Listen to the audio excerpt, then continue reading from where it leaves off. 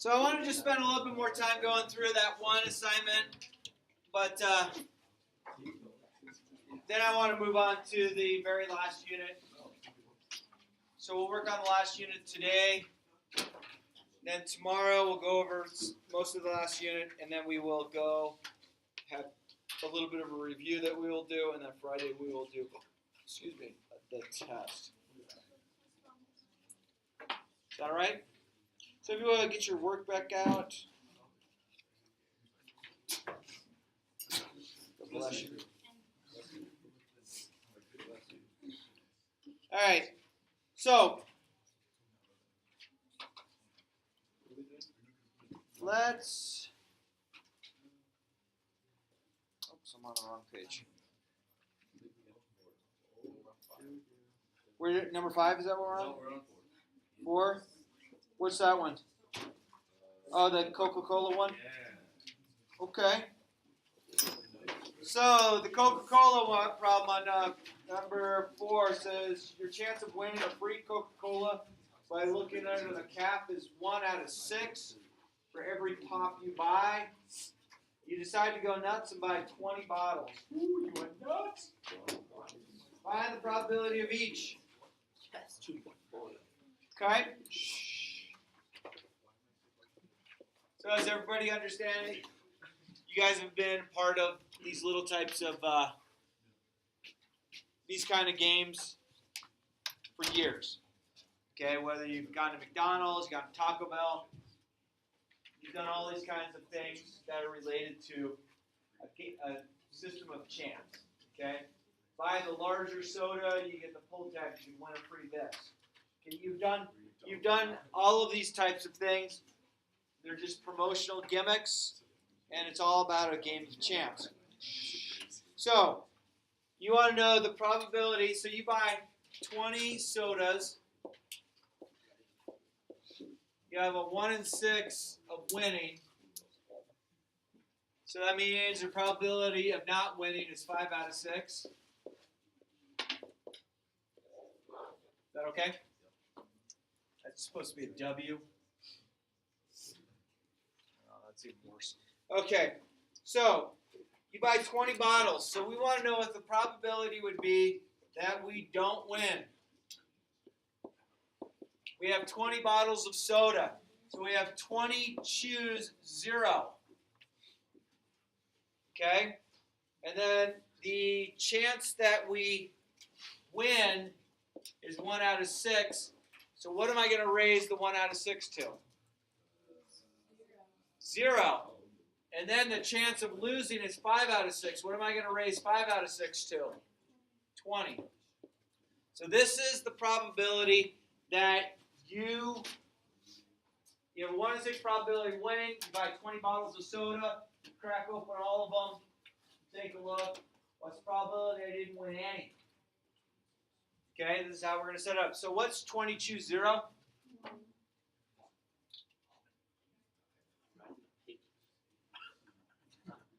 Watson.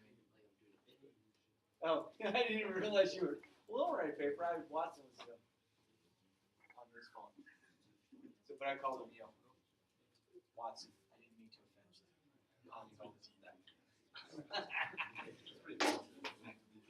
you. Watson probably will cry himself sick. What's 20 choose 0? 1. What is 1/6 to the 0 power? 1. And then 5 out of 6. 0.0260. So we multiply that all together. So the probability that we don't win, if we bought 20 sodas, we have a 2.6% chance that none of the bottles of soda we bought, Lenny, are winning sodas or Coca-Cola. Okay? All right, you will win exactly 3 sodas. You win 3. You have 20 that you bought. Okay? Set it up for me. 20C3, good. The probability of winning is 1 out of 6. What are we raising 1 out of 6 to? 3. Probability we don't win is 5 out of 6. We're raising that to what? 17. Just remember this, and this have to add up to our total. That's why they're called binomial. There's two different events. You will or you won't. Okay, 20 choose 3. 1,104? 40, okay. 1/6 to the third power? 0.004. 5 out of 6 to the 17th? 0.0450. Is that right? Okay. Mine's 5.051, so that's rounded. Gotcha. 1140 times 0.04 times 0.045.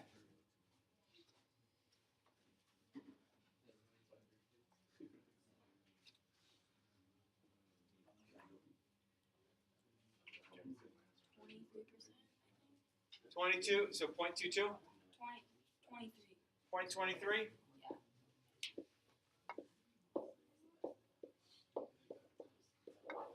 So you have a 23% chance of winning exactly 3 sodas. And then the last one on C, you'll win 3 or fewer free Cokes. So you'll win 3 Cokes, 2 Cokes, 1 Coke, no Coke.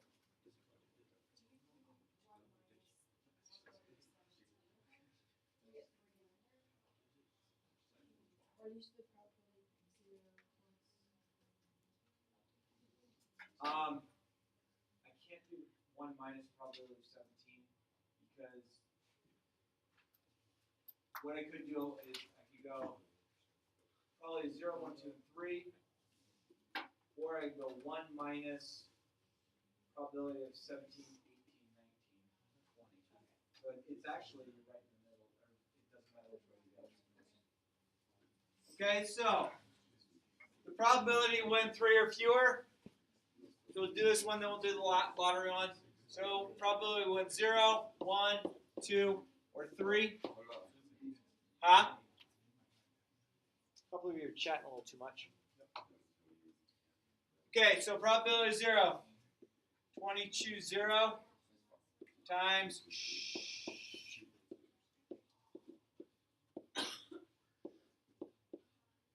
and then probability of this.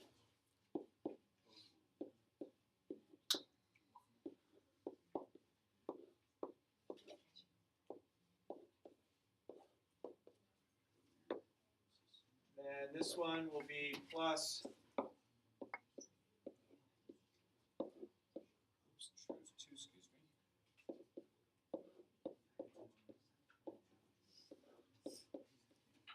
And then this one.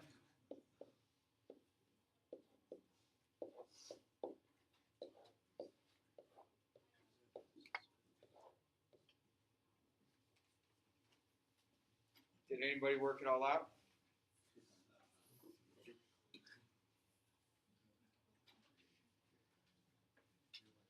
So on our last board, we had part of it done.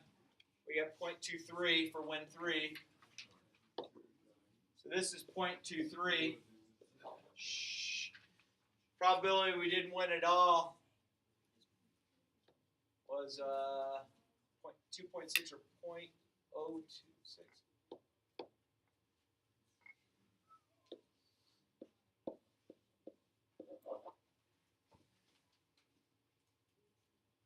So we just need to work out the red and the green.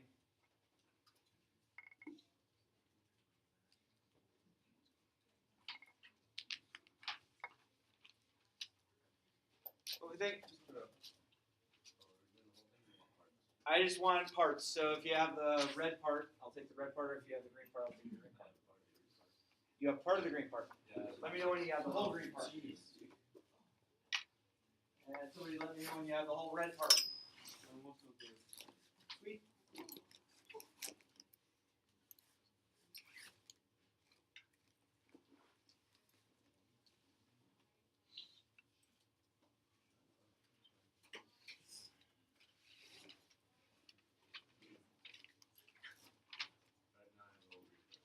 You have the whole green part?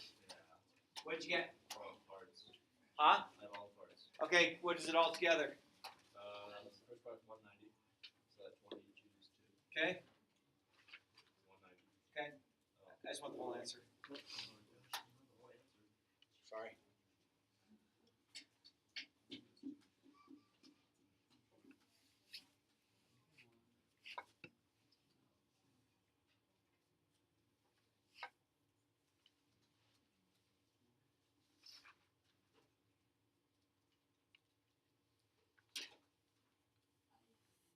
All of it? Just the green. Oh, well, I got all of it into green. I said it's 2. I said 4.864. So 0.048. No, I mean like it was like 4 point. Like Was there an E in there? No. But yeah, I don't think I got it right. Okay. Yeah. Red is what? 0.104336. Yeah. Cool. Take 1043. That works. I like it. For all the green, I got 0.1982. 0.1982. All right. Will someone add the black, the red, the green, and the purple together? Please.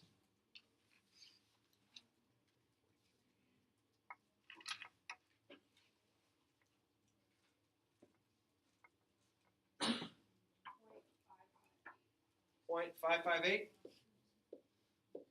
So you have a 55.8% chance of winning none, 1, 2, or 3 sodas from this contest. Then you have to determine is it worth it, your investment. Is there a combination out there that you could win all 20?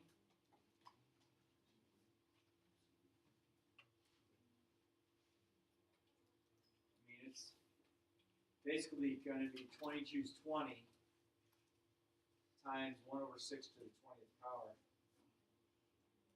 But I guess it could happen. You ever have that friend that's really good at the heads tails? One of my best friends named Matt Owens. He always amazes me. Yeah, heads or tails. I don't care. Always going to be heads. Heads. And I swear it's a fair coin. But he's able to call it every time. I can't get this stinking plug in the wall the correct way every week on the vacuum cleaner because one of my duties at home is vacuum. Yeah, domesticated, I guess. But I can't get the stupid plug in. It's always a 50-50 shot, and I'm always wrong. All right, last one I want to do on this section, and then we'll move on to the next section. And I just kind of like it. It's the lottery one. The chance of winning the Colorado State Lottery is 1 in 8 million. From the age 25, I decided to buy one lottery ticket every day for the rest of my life. If I live to be 75, that'll be 50 years. That's a grand total of 18,250 tickets. What is the probability I will win exactly once in my lifetime? So do you understand it? So this person is going to buy one lottery ticket every day for the rest of their life for the next 50 years. 18,250 tickets. So I'm going to go 18,250, choose 1. The chance I win is 1 out of 8 million. Raise that to the first. Out of 7,999,999 out of 8 million chance that I don't win. I'm going to raise this to the 18,249 power.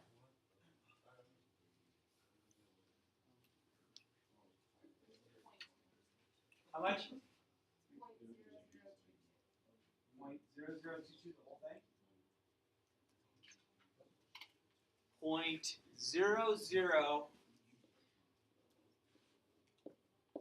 So you have a 0.22% chance. Can someone else verify that? So, this person probably should have saved that $18,250 done something else with it. 0.22% chance that this person will win once. Granted, that's just winning once. We didn't find out, that they won at least 5 times or anything like that. I mean, it's going to be pretty small. Why do people gamble? I mean, is state lottery gambling? It is. Okay, but why do people gamble? The possibility of winning.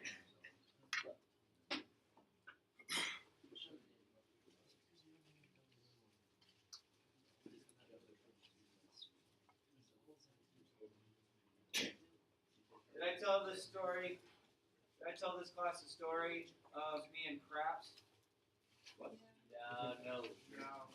Okay. So you'll enjoy this. So you remember from last semester, right?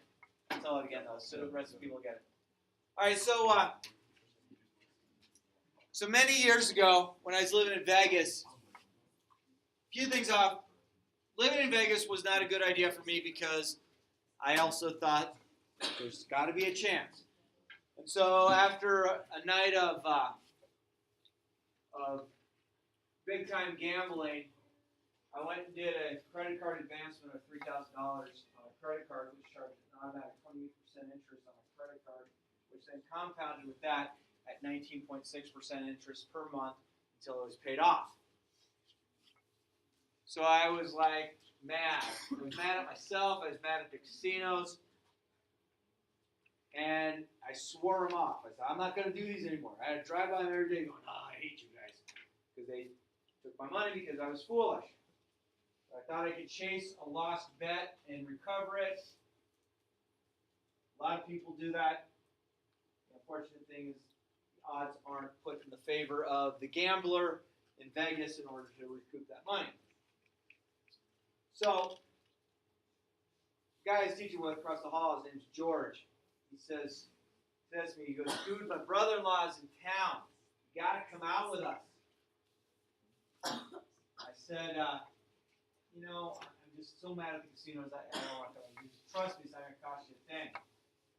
Well, his brother-in-law was the #1 rose distributor to the entire northeast portion of the United States. So he would basically meet these large ships in port, purchase in a cash deal roses, distribute these roses to the florists as a cash deal. So we're talking big money that this guy did, basically under the table, government never saw. Valentine's Day happened. That was his big cash cow day. And it was about a week after Valentine's Day that he was out in Vegas. So I drive over and meet him over at George's place. I walk in, and he has got a whole bundle of money stacked up on the floor. I want you to visualize what this man looked like. This guy had married George's sister. He was as mobster looking as you could get what they would be wearing as far as shorts and a shirt. Meaning he had an unbuttoned shirt down to about mid-stomach region, not quite to the belly button. Looked like he tripped and fell on the carpet. He had his hairy chest out to here. He had pinky rings on, all this other stuff. He had his gold medallion that was kind of like growing amongst the hair in his chest. Just trying to give you this nice visual of what this guy looked like. Kind of baldy, shorter guy, real hard Boston accent.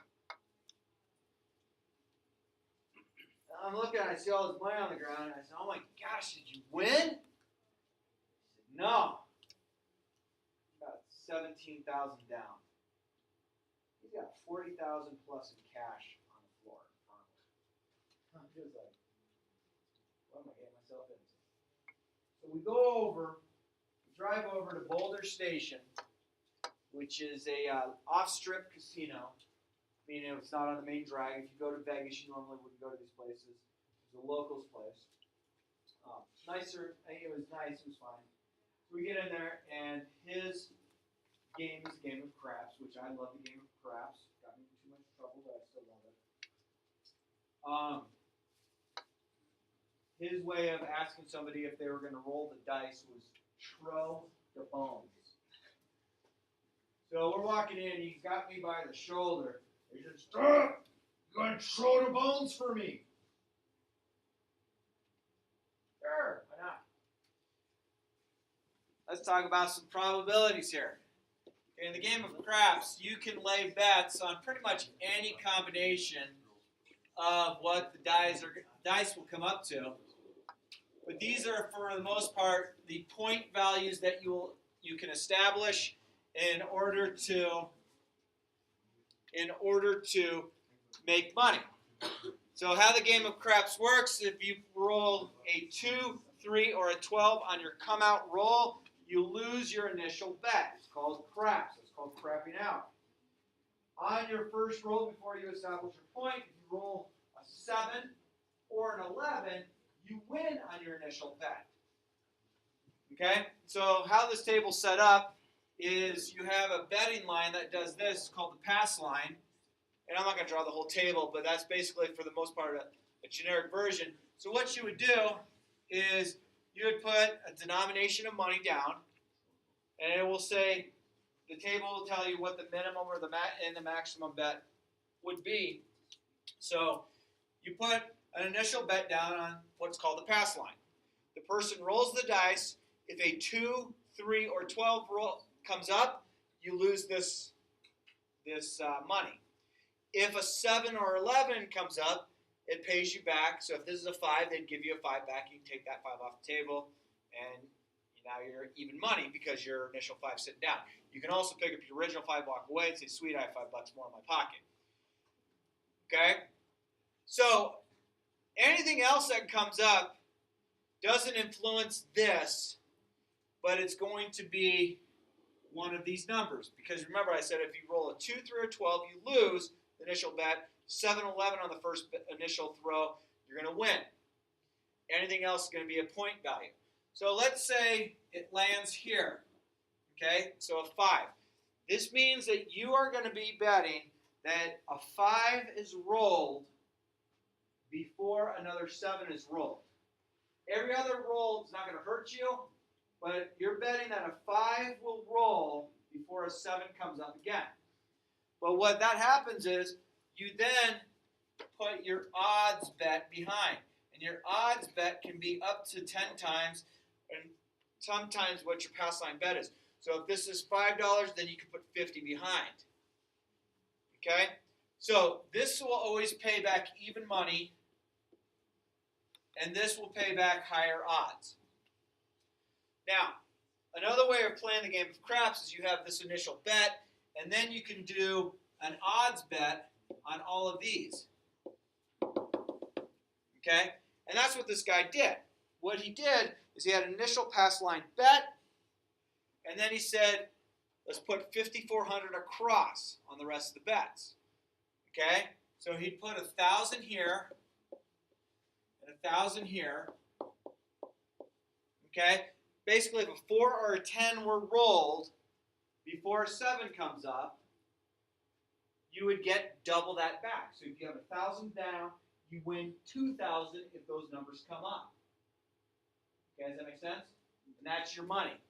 And then he had, this was his point, so we're basing this on this point right here. So that was his point. So then he had 1,000 here. Let's see, 1,200 here, 1,200 here. Okay, so 1, 2, 3, 4, $5,400. That's across here. What he had here was probably 100 on the initial. Probably had 3,000 behind. Okay? So if you look at this, basically the long and short of it is you are taking the shot that the number 4, 5, 6, 8, 9, or 10 are going to happen before a 7 comes up. Okay? If a 7 comes up, this guy loses the 54 across the top, the 100 there, the 3,000 behind. Okay? So we're talking about $7,500 this guy's going to lose if a 7 comes up. Any other number comes up, can either allow you to win. So if a 2, 3, or 12 comes up, or 2, 3, 11, 12 comes up, nothing happens to any of the bets. They just sit there. They keep riding along as you go. If any of these other numbers come up, you have the option of taking the money off the table, or you can press your bet. So I start rolling the dice for the guy, and I don't know what my initial bets were, but basically, let's say the number 10 would come up. So let's say 10 was a number that came up. So they have $2,000 that they're giving him right now. But what he would do in order to play this, in order to make it work, is he would push every number twice before he would start collecting. So if a 10 came up and he'd say, press it, that means this is now $3,000 on this bet. So if a 10 comes up another time, he's going to get $6,000 in his pocket. Okay? So he's going to do that same thing to any of these bets. Okay? So he's going through, loses about $8,000 with me rolling. Okay? I'm like, oh, not good. So he looks at the pit boss, and how this game works is if you look at a craps table, if you're looking from above view, it's like this, and you have your pass line bet on either side, and then you have the idiot bets in the middle, and then you have a person here who's watching the coins or the chips. You have a dealer here, You have the stick guy here who's in charge of the idiot bets as well as the dice. And then players can stack around the table on either side. And the only real rules in the game of craps is, one, you cannot handle the dice with two hands. You cannot take the dice off the table like this and stand back. If you cup your hands with the dice in your hand, it has to remain above the table. And when you roll the dice, it has to hit the opposite wall to bounce off the wall in order for it to be a count. Now, sometimes you might roll and it's like you didn't quite make it. They're going to give you that initial, okay, you made a mistake. Hey, sir, yes, you did win on that. Make sure it hits the back wall next time or it's a re-roll. Okay, so it's kind of a fun game. The nice thing is it's a lively game. When somebody's winning, you're all winning around the table. So it gets exciting. People are excited to see people win. It feels good. The dealers don't really care because if you're winning, then you're putting bets down for the dealers. So if that bet hits, then the dealer's tip increases. And so it's just all kind of a fun whole mechanism of how the whole game of craps works. So behind the chip guy and these two dealers and this guy, there's a pit boss. Okay? And the pit boss' main job is to make sure that the other four people are doing what they're supposed to be doing at the table. And then behind the pit boss is the camera, or the eye in the sky. And the eye in the sky is watching the pit bosses only. Now, there's about 9 other cameras that are watching the same craps table to make sure silly things aren't happening, such as cheating. So this guy says to the pit boss, hey, you got a piece of beef we can have? We're hungry. That's his terminology he's using with this guy. And I'm just kind of like, I'm kind of embarrassed with this. So it's me, George, and this guy. I don't even remember his name. Which amazed me because I remember everyone's name from the past. So the pit boss reaches in his pocket, pulls out this little, looks like a tablet of paper, writes down something on it, gives it to him, says, see that long line of people over there? Yes, we do. Walk to the front. The maitre d' will seat you. Basically, we have now got a comped meal, and because this guy just dropped $8,000 on the table and lost it, he's what they call as a VIP. They like the guy. Come on back. We love you. Okay? So we go, and we have steak and lobster for dinner. It's pretty good. He leaves. He comes back from the table. He's like, man, I got us a nice bottle of wine. Really? What'd you get? He goes, I think it's Monet or something. It's a good bottle. The guy brings over the table. It's a 1972 Monet. Beautiful wine. And we're like, he calls it Monet. It's Monet. Whatever. So we all enjoy. This particular wine complements the steak that I have on my plate. You know, red wine goes with red meat, this and that. Good stuff. We get back out to the craps table. I mean, this meal was free. It didn't cost us anything. Go back out to the craps table. The guy does the same thing. We're there for about an hour. He's up, he's down, he's up, he's down, he's up, he's down. Same pit boss in there. He goes, hey, the action here sucks tonight. You got a car for us. Same pit boss reaches in his pocket. I have no idea how much this guy was leaving at the table or taking back. Writes down on that same tablet of paper. He goes, see that Jordan right there? The valet outside will take you to one of our cars for you for the night. Sounds good. We go walking out. Cadillac limousine, Cadillac limousine, Lincoln limousine, Lincoln limousine.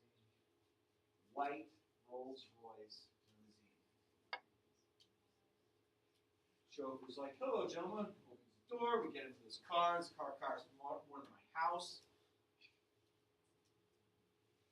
Sweet. I'm cruising Vegas in a Rolls Royce limousine right now. So this is back in the day when the cell phones, you guys might not have known this, the cell phones haven't been like they are now. They didn't fit in your pocket. One of them had like it weighed like 6 pounds. It was this cream color. There was no texting. There was no tweeting, none of that. But a handful of people had this cell phone, and it had this huge battery. It had a battery life of like 3 minutes. But people had it. So we are calling from the Rolls-Royce limousine, which had a mobile phone, to this cellular phone. And it's my friend Joe. And Joe and Ed are at the Sadie Hawkins dance at the high school that we taught at. And we're like, dude, guys, you got to meet us. We'll swing by the school, pick you up. You got to come out with us. They're like, okay, what are you guys in? We're in a limousine. Okay, well, the school I taught at in Vegas was like here. You had more of an affluent population that was there. So at the Sadie Hawkins dance, there wasn't just one limousine. There was a lot. So we called Joe, and Joe's like, which one are you? And it's like, go to the coolest limousine you can see. Here we come in this white Rolls-Royce limo. Here comes Joe and Ed. We're like, oh, get in, open the door. And we're like, hey, what's up? And they get in, and we take off. The students are looking, going, why is Mr. Pribble and Mr. Baycheck getting in that limo? What? That's crazy. So we leave. We go to the stratosphere. Go to the stratosphere, okay? Tallest building this side of the Mississippi. So we go in there and go in the stratosphere. Now you got to envision what Ed looks like. Ed looks like John Belushi, okay? And acts like it too. And be like, hey, how you doing? I'll go walking in. Just, he's just a weird dude. I mean, he's funny. He make you laugh. Mimics everybody. Was that the devil? Yeah, he's one guy. Yeah. So That's the one I know him by. There's two brothers. One in Apple sorry. House. Yeah. So we're in there. So the guy goes up to Ed and says, hey, you want to try the bones? And Ed's like, hey, you want to try the bones? And he's just mimicking him. Ed has no idea what Trotter Bones means, but he's along for the ride for the heck of it. The guy pulls him over the craft table, the guy throws a whole bunch of money down on the table, gets all the chips, lays all his money out for all these bets, slide the dice in front of Ed. Ed's like, what am I supposed to do with this? He's like, throw him! 7 out right off the bat. Boom. It was like one roll, established point, 7 out. He looks at Ed, he goes, you know how much money you just lost me? And Ed's like, oh, I don't care. It's like my money. I don't know who this guy is. So the guy yells at the pit boss, telling him that the action sucks, and can we have something to do the rides at the top of the building? So this pit boss reaches in his pocket, pulls out his other new tablet paper, because it's a different guy, says, go over to this elevator, get in front of all these people who are waiting to go to the top and see the city. So we get in there, take this elevator to the top. And we get all the rides at the top of the stratosphere comp to us. So I've paid nothing for this night. I've troned to bones. I've eaten steak and lobster, had a glass of Mai, cruising in a Rolls-Royce limousine, went to the stratosphere, just did all the idiot rides at the top of that. Still hasn't cost me anything. It's a little after midnight. Get back into the Rolls-Royce limo, and Short of Bones boy says, "Take us to Caesars." Your casino, Caesar. So we go rolling up to Caesars. Now Caesar's Palace was built on the Teamsters money, big union money out of Chicago. It's a beautiful casino. It was the casino to be at. They still continue to remodel. Still quite the casino to be at. So we pull up to the entrance of Caesars. That's for when you are in Rolls-Royce limos. Everyone else has other entrances they go to, but if you're in a Rolls-Royce limo, you go to this entrance. So here, we go walking in. You got Joey's got this car battery-sized phone. Hey, we're going to this casino. And we're all walking into Caesars. And I'm like, wow, I haven't been to this part of the casino ever. We're in the high roller section of Caesars. I'm like, I've never seen this. This is pretty cool. Now, there's people in there like in tuxedos or all glammed up. They look great. I'm in it's Vegas, so I'm in a pair of shorts and a t-shirt. Probably a skater t-shirt or something. Who knows? So we go walking up to this craps table, and he's like, "Dad, you got Short of Bones for me?" I'm like, "Yeah, Short of Bones for you." I'm standing up, get up to this craps table. He drops a whole bunch of cash down. And this craps table is probably a 12-foot long table. I'm at one end, and I look up at the other end, and there is this blonde woman at the far end. And the largest piece of material in her whole outfit is the wash tag. How she should wash this outfit. And she is beautiful. And I'm just like, and George is like, "Dude, stir up. Do you know who that is?" Dude, it's Tommy Lee from Motley Crue. And he was with his wife, Pamela Anderson. I'm staring at Pamela. George is staring at Tommy Lee. Now, Tommy's a good-looking guy, but it's Pam. She didn't have hepatitis yet. She was beautiful. Yeah, she has hepatitis. I'm sorry. So, the dice gets pushed in front of me because I am the throw in the bones kind of fool. And I look at Tommy and he's like, "Dude, Tommy, I love Motley Crue." And he talked to me. He said, "Shut the and roll the dice." Tommy and I, we chatted. How cool is that? I'm looking at his wife, Pam. She's pretty. Oh, roll the dice. And we're winning.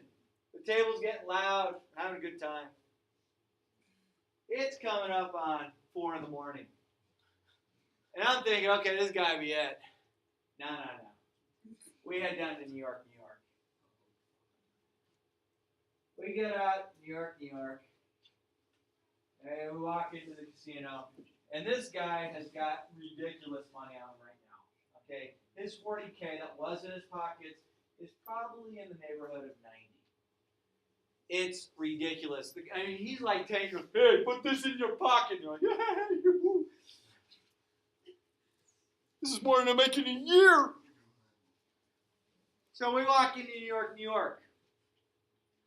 "Hey, Grazi, you got to throw the bones again for me?" I'm like, "Sure, I'll throw the bones." I'm like, "You want to go to bed? I'm tired." So we walk up to this craps table. There's nobody at it. He goes, "How much to secure this table?"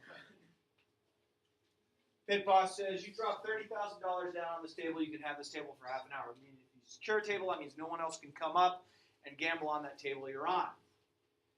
So they're giving us 30 minutes. So he drops 30 grand down on the table. It's all, he didn't have to give them 30 grand. to own the table. He just had to show that there was 30 grand that he was willing to bet on the table. He lays his money down on the table. I roll the dice. I don't recall what my point was, but let's say my point was a 6. I rolled 31 times in a row, hitting one of these numbers each time. Okay? 7 out was a little over 100 grand on the table that was being bet. He colors down on his winnings.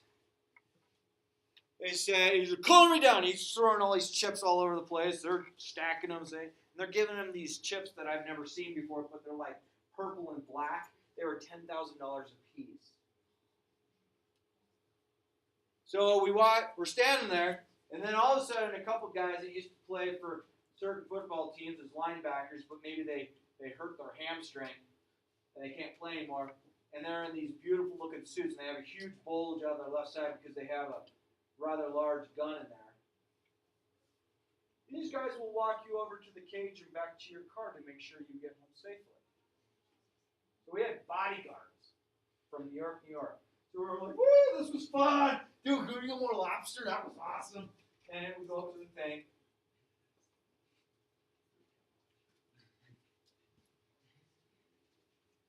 They cash him out.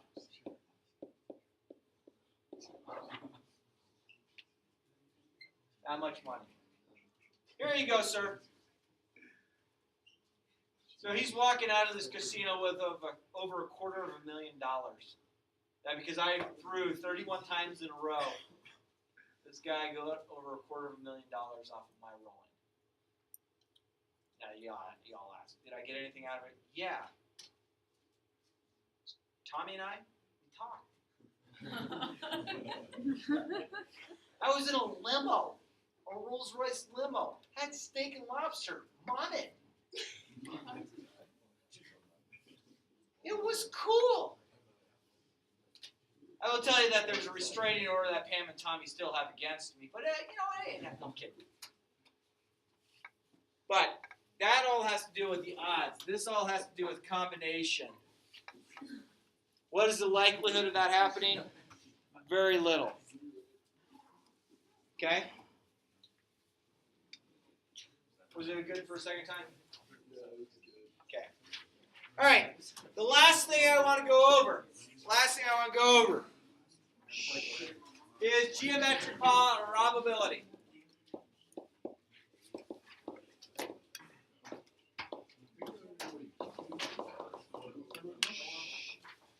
Okay. Geometric probability says you are taking a timed final exam. You have 5 multiple choice questions left to do. Each question has 4 choices for an answer, only one being correct. You have 10 seconds left to do these 5 questions. So you have 5 questions left. 1, 2, 3, 4, 5. And they have A, B, C, D for their answers. There's 4 choices. Okay? Letter A, the first question is the first one you get correct. So the first question is the first one correct. So this is going to be 1/4 times 3/4 raised to the 1 minus 1. So that's going to be 1/4 times 3/4 raised to the 0, which is 1/4. Okay? The second question is the first you get correct. Probability I get the second one correct. None others correct. So that's going to be 1/4 times 3/4 minus 2 minus 1, which is going to be 1/4. 2 minus 1 is 1, so I get 3/4 to the first. If I multiply these together, I have a 3 in 16 chance. That's the first question I get correct. And then letter C, the third question is the first one you get correct. So that's going to be probability of 3 is equal to 1/4 times 3/4 raised to the 3 minus 1, which is the second. So that becomes 1/4. 3 minus 1, that's 2. 3/4, that's going to be 9/16. That's going to give me 9/64 chance that the third question is the one I get right. Okay? So for geometric probability, it's going to be this. Okay? So this is success. I can't spell. Still can't spell. All right. And this is failure. Okay? So this is going to all stem through if which one happens. Then if you move along with it, it says, let's try these. Let's try these. So we're going to use this equation, and we want to know first success or second. First or second. Okay? Well, the probability of the first plus the probability of the second is what we're going to do. And we found that the probability of the first was 1/4, and the probability of the second, 3/16. Thank you. You guys know how to add fractions my way? Some teachers think the butterfly method is stupid. I actually love it. Okay? 1 times 16, 16. 3 times 4, 12. 4 times 16, 64. It's going to give me 28/64. Reduce that to 14/32, which reduces to 7/16. What just happened? The butterfly method, adding fractions without getting common denominators. It works this way. Here's your symbol. A over B plus C over D. A, B, C, D represent numbers. B and D are not zero. Still with me? A times B plus C times B over BD. Works every time. You'll have to reduce it, but it works every time. It's unfortunate your kindergarten teacher didn't teach you that.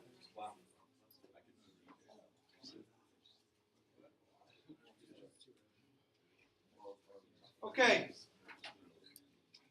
I would like you guys for tomorrow to see if you can't figure out, I want to see if you can't figure out example 1 and example 2 on the following page of the notes.